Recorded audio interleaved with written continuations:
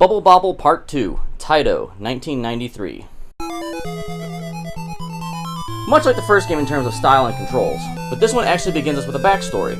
Like I mentioned in the first Bubble Bobble video, Bub and Bob are actually transformed into their human selves if you get the right ending. So the beginning of this one picks up right there with one of the brothers getting transformed again into a bubble dragon. Not unlike NES-era games to rehash storylines.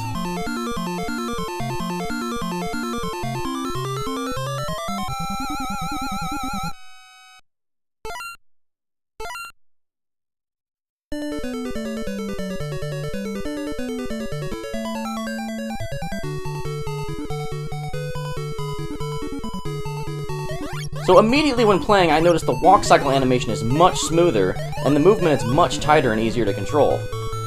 Also, the background is no longer that empty void of black like in the first one. It's an actual environment.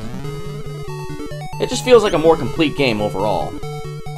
And a few rounds in, we meet a mini-boss here with this fire enemy. So the pace of the game is punctuated with high challenges, as opposed to just spamming the same predictable enemies over and over.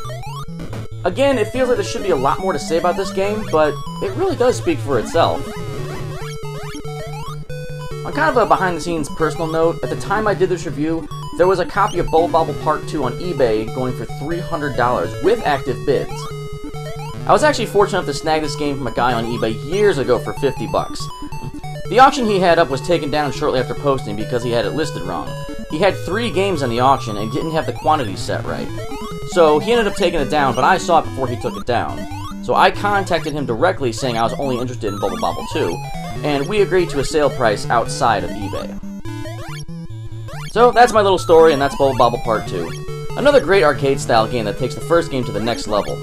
Still though, not far enough to give it a better grade than the first one. 7 out of 10.